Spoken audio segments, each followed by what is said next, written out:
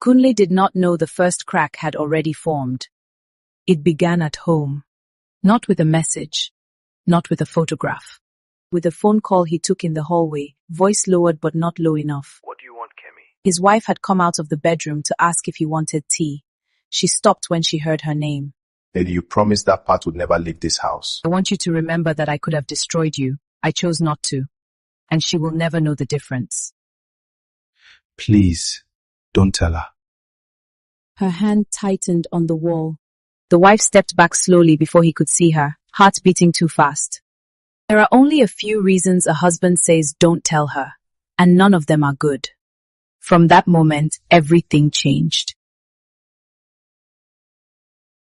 She didn't confront him. She watched. The late calls. The quiet tone, the way he stepped outside to speak. Affair, she told herself, it was the only explanation that made sense. Years earlier, promises had sounded different. Back then, Kunle spoke like a man building a future. Once the family agrees, we'll marry. Just give me time. Time, agreement, family, those words carried weight. Enough weight to convince her to end the first pregnancy, then the second, then the third. Each time, the explanation was the same. Each time, the promise was stronger. After this one, everything will change. Her body obeyed the promise, her future did not.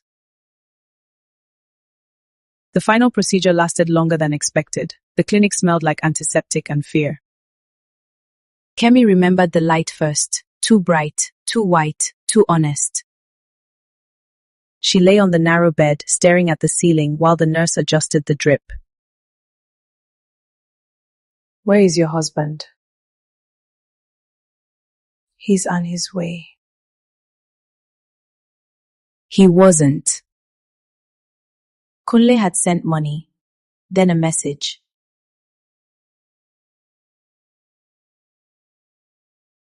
There is severe scarring. You may have difficulty carrying a pregnancy in future.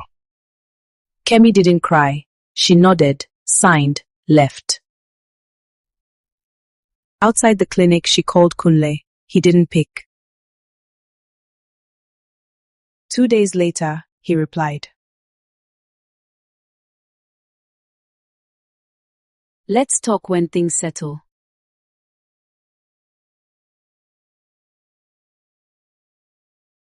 Two weeks later, Mama Kunle invited her for tea. The house was quiet, orderly, prepared.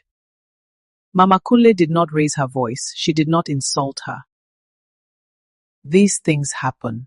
The important thing is to move forward. Inside was money. Enough to end conversations. Enough to end expectations.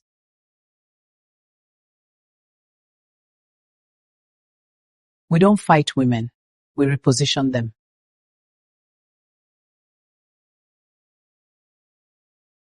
Three months later, Kunle was engaged. She saw the introduction photos. Purple lace, smiling family, church announcement. Kunle had settled, just not with her. 6 months later, he was married. Do you take this woman? I do. Place the ring on her finger. To a woman the family described as healthy, stable, suitable.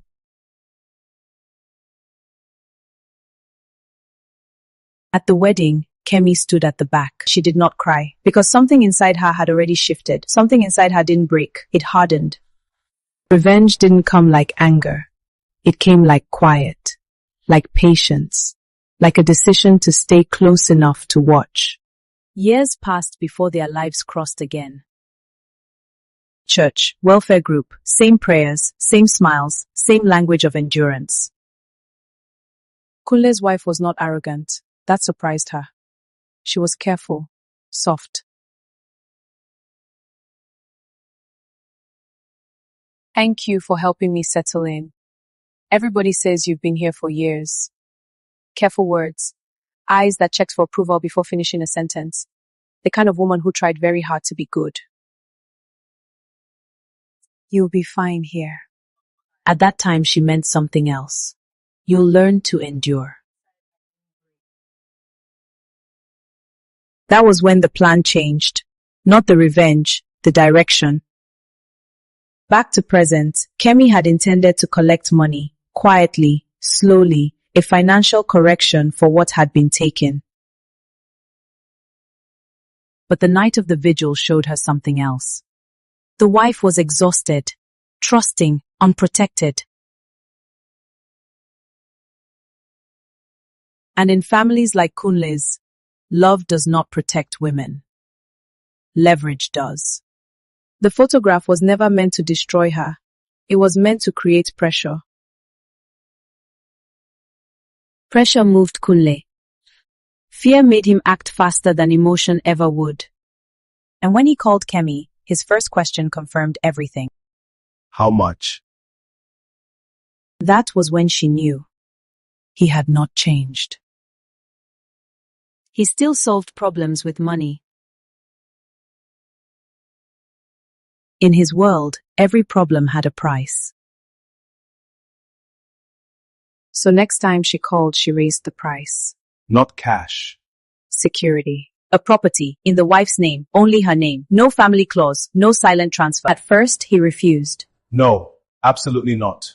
I said no, find another way. You replaced me because I became a risk. I'm making sure she never becomes one. 2 weeks later, he came home with the documents. A surprise.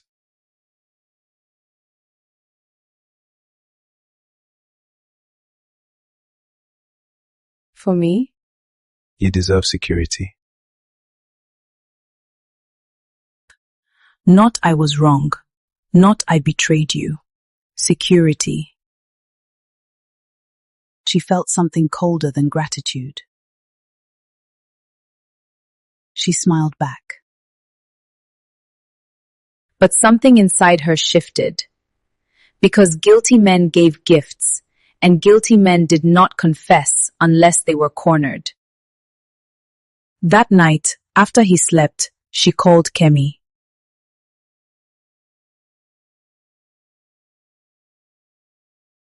They bought a property for me. Who suggested it? The question sat wrong. Do you think he loves you?